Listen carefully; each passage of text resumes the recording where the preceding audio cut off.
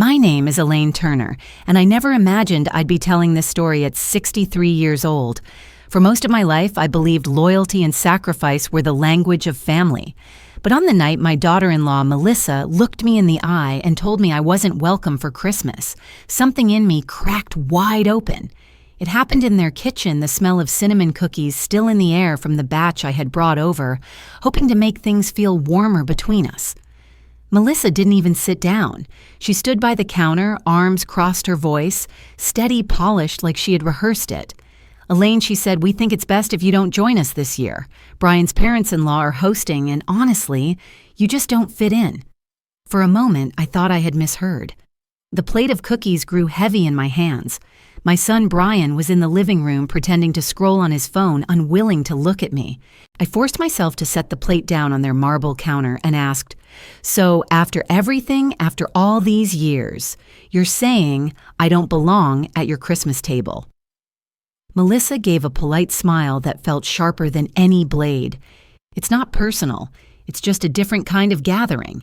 Not personal." That was the phrase she chose after I had spent 3 years wiring money to cover their mortgage, after draining my savings, so they could keep this very house. I drove home that night through the quiet Connecticut streets, my breath fogging the windshield, the Christmas lights in other windows, a blur of color. By the time I reached my driveway, a single thought had taken root. If I wasn't family enough to sit at their holiday table, perhaps I wasn't family enough to keep paying for the roof over their heads. That night, alone in my kitchen, I stared at the bank app glowing on my phone. My finger hovered over the transfer setting I had kept alive month after month. For the first time, I felt a flicker of defiance stronger than guilt, and I realized I was done being their silent provider. When I think back to how it all began, my mind always returns to a much smaller kitchen, decades earlier when my husband David was still alive, and our son Brian was only a boy with freckles on his cheeks and a stack of Lego bricks on the floor. David was a steady presence, the kind of man who worked long hours at the hospital, but still made time to help with homework. When he died suddenly from a heart attack, I was 44 and felt the ground give way beneath me. Brian was just 20, standing beside me at the funeral, too young to carry that kind of loss. From that day on, I carried both our burdens. I picked up night shifts at the hospital sometimes, staying on my feet for 16 hours straight, just to keep the mortgage paid and Brian's tuition covered. I told myself exhaustion was a fair price for his future. On the nights he struggled with computer programming assignments, I brewed coffee at 2 in the morning, waiting at the kitchen table, until I heard his chair scrape back, and he came down to ask for advice I couldn't give, but I listened anyway. I still remember the glow on his face the day he walked across the stage to receive his diploma in computer science. When he hugged me afterward, he whispered, "Mom, I couldn't have done this without you." Those words were worth every sleepless night. In that moment, I thought we were bound together by something unbreakable sacrifice paid back in gratitude. But gratitude is fragile.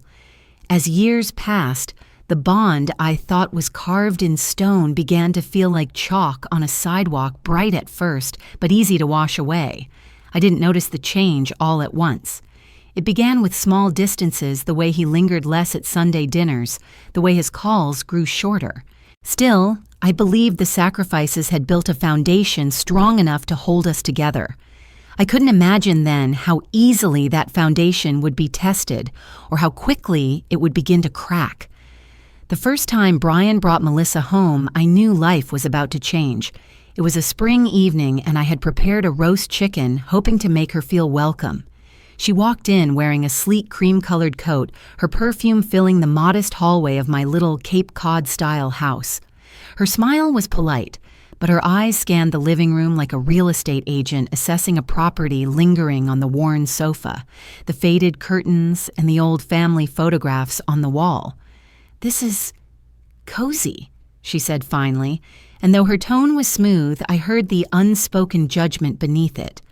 Brian's face lit up as he introduced her, his hand resting on hers, with the kind of nervous pride I hadn't seen in him before. I told myself to give her a chance. After all, she was the woman my son had chosen.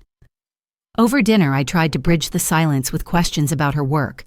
Melissa explained she was in marketing at a firm in Boston, her words polished confident, as if she were pitching herself to an invisible client. I nodded along, cutting chicken, pouring gravy, but each time I glanced at her, I felt the gulf between us widen. When she excused herself to take a call, I turned to Brian. "She's beautiful," I whispered. "Are you happy?" He smiled the way a boy does when he finally gets the toy he's always wanted. "I am, Mom. She's amazing." 6 months later, they announced their engagement.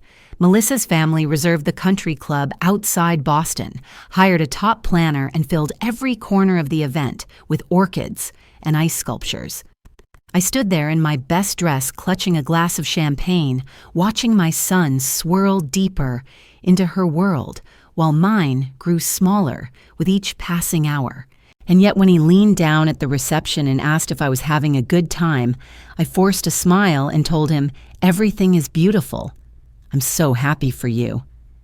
After the wedding, their lives picked up a pace I could barely keep up with. They settled on a house in Riverside Estates, a gated community with manicured lawns and stone driveways that gleamed in the sun. Brian called me one Saturday to come see it. The moment I stepped inside, I was struck by the vaulted ceilings, the gleaming hardwood floors, the view of the river out back. It was a house pulled from glossy magazines, not the modest homes most young couples could reasonably afford. "Isn't it perfect?" Mom Brian asked, his eyes glowing with excitement. Melissa, standing beside him, ran her hand along the countertop of the marble island, as if it already belonged to her. "It's beautiful," I admitted then, hesitated. "But are you sure it's within your budget?" Melissa's lips curved in a smile that didn't quite reach her eyes. "We've run the numbers. My parents helped with the down payment. It's all covered. I wanted to believe them." For a while, I did. But only a month later, the first call came. Brian's voice on the other end was strained. "Mom, I hate to ask, but the property taxes here are higher than we thought, and with the new furniture, we're short." How much I asked without pause. $5,000 would set us straight. I transferred the money the next day, telling myself it was just a one-time slip. But it wasn't. A new car lease Melissa had signed came with surprise fees. Then it was the floors she didn't like the shade of oak. Each time, Brian's voice carried the same edge of desperation, and each time I found a way to cover the gap. I stopped putting money into my retirement account, stopped planning the small condo I'd once dreamed of for myself. Instead, I found myself watching their house grow grander while my own life shrank smaller. And still, I told myself it was temporary. That soon Brian would rise at work, Melissa would find her footing, and I would step back. I didn't know then how easily temporary can turn into years. What began as occasional help soon hardened into a pattern that consumed me. One evening, Brian came over alone, sitting at the same kitchen table where I used to quiz him on spelling words. He twisted his wedding ring nervously as he spoke. "Mom, we're 3 months behind on the mortgage. The payment went up and Jenny's father can't step in this time. We could lose the house." The desperation in his voice cut me open. I should have said no. I should have told him that 30-something professionals could and should solve their own problems. Instead, I heard myself ask, "How much do you need?" His relief was immediate, almost giddy. "Just until I get the promotion I'm up for. I promise." That was the night I took on their mortgage. To cover it, I picked up extra overnight shifts at the hospital. At 60, my back ached from lifting patients. My legs swelled after hours on my feet. But every month, I wired the money without fail. 3 years passed like that. My own house went unrepaired, the faucet dripping into a bucket under the sink, the paint peeling on the porch rail. I drove a car that rattled with every start yet. When I visited Riverside Estates, Melissa would glide past me showing off their new sectional or dining set as if it were nothing.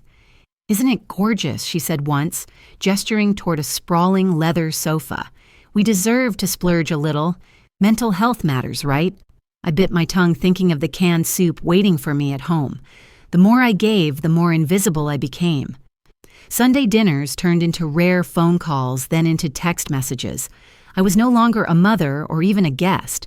I was a line item in their monthly budget, hidden but necessary.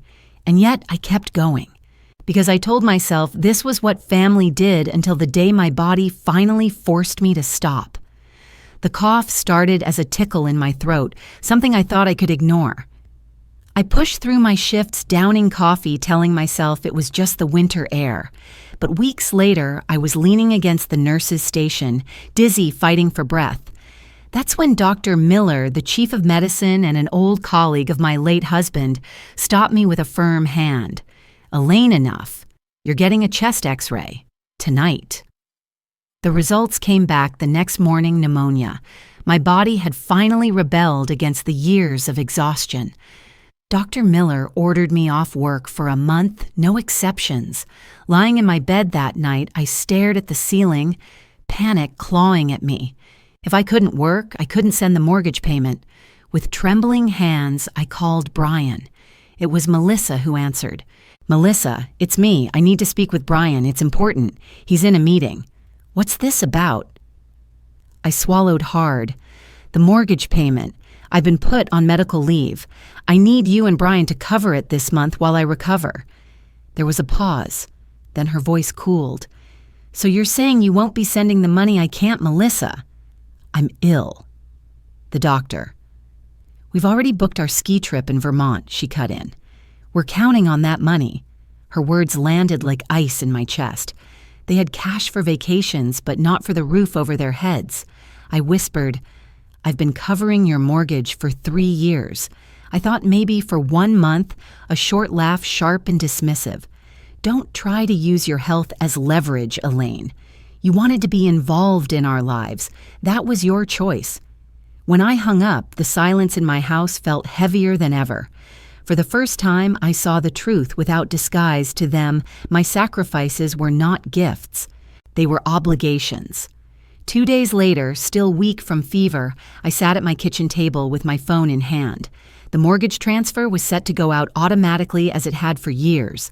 My finger hovered over the screen, the numbers blurring. Then, with one deliberate tap, I canceled it. The confirmation notice blinked back at me, a small square of freedom.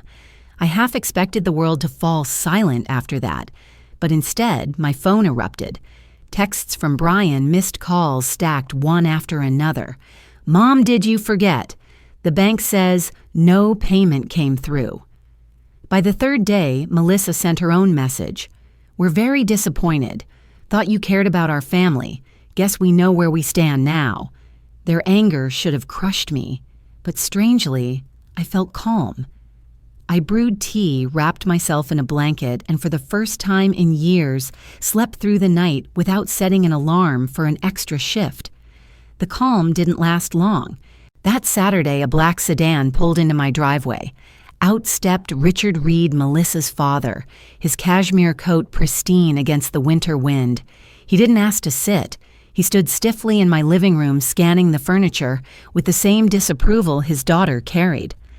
"I understand you've withdrawn your financial support," he said, voice like polished marble. "I've decided to prioritize my own health," I answered.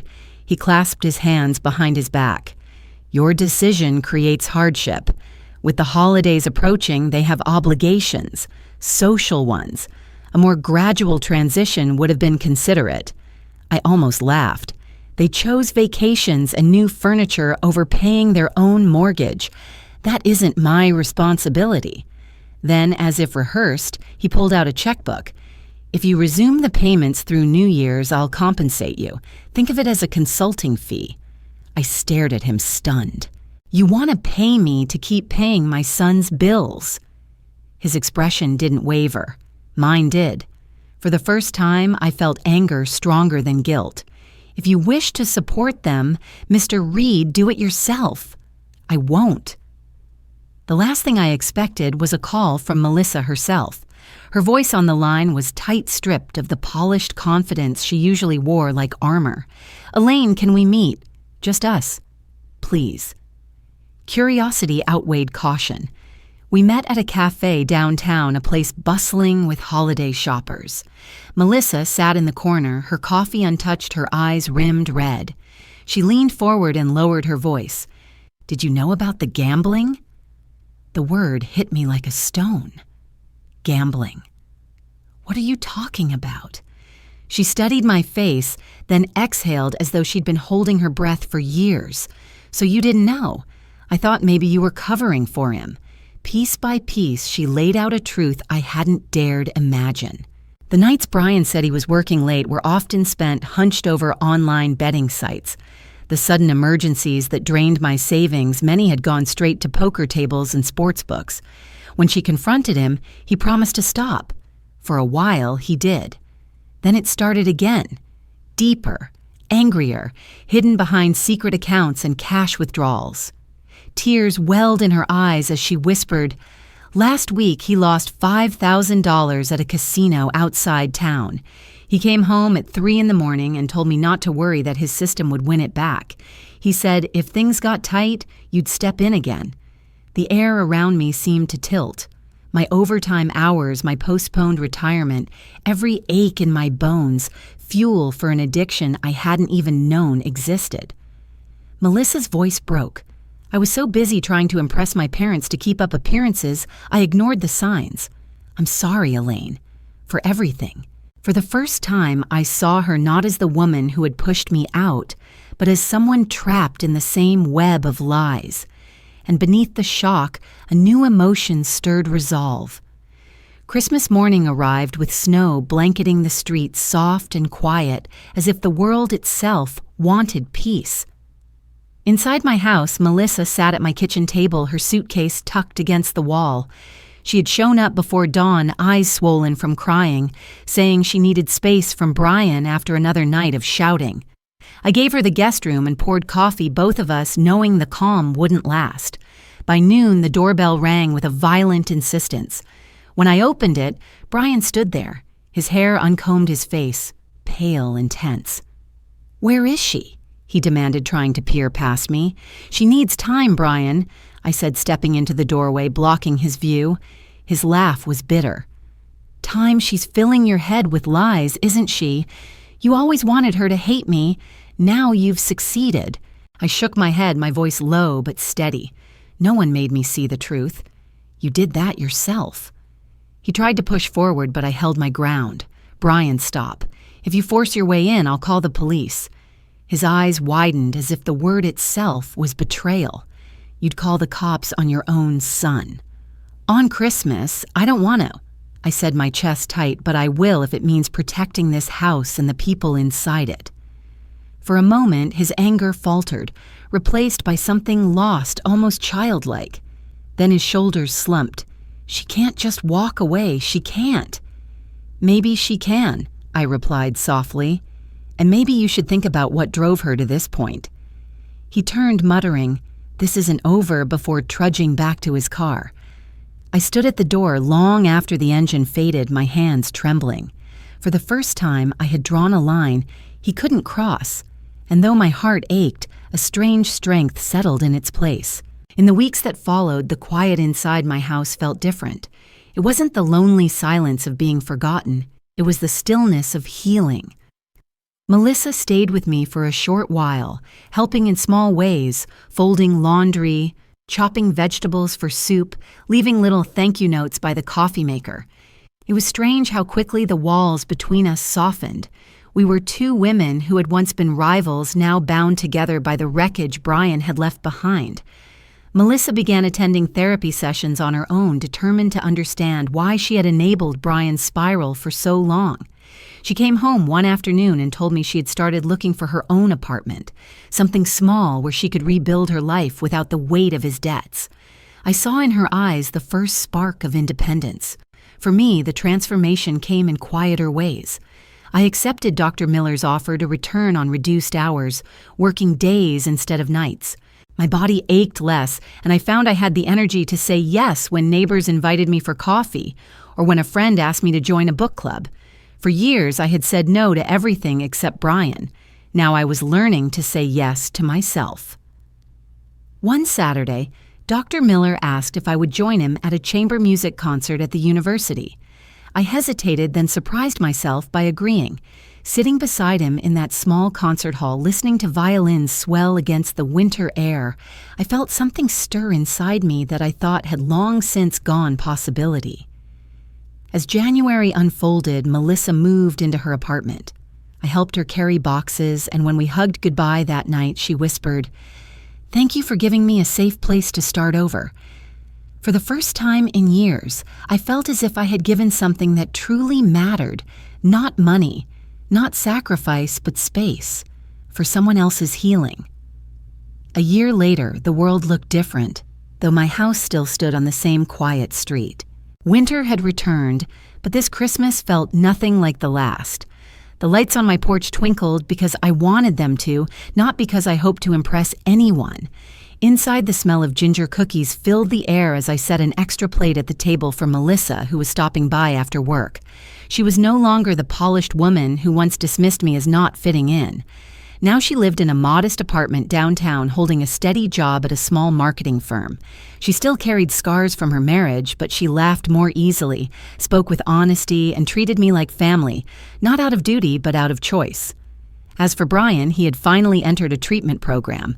After losing money, he couldn't hide, not even from Melissa's parents. Gambling had dragged him to rock bottom, and only then did he agree to help.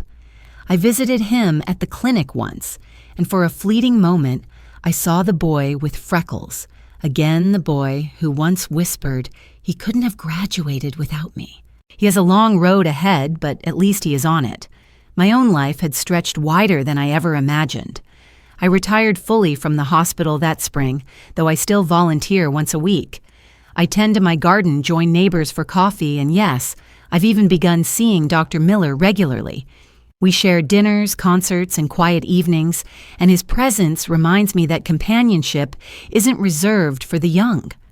On Christmas Eve, I stood at my window looking at the snow drifting down and thought of the moment I pressed cancel on that transfer a year ago. It had felt like betrayal then.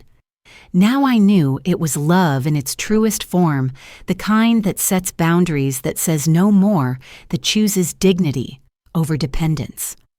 On Christmas morning, I woke before the sun, the house wrapped in a quiet that no longer felt empty. I brewed coffee, letting its warmth spread through the kitchen, and carried the mug to the window.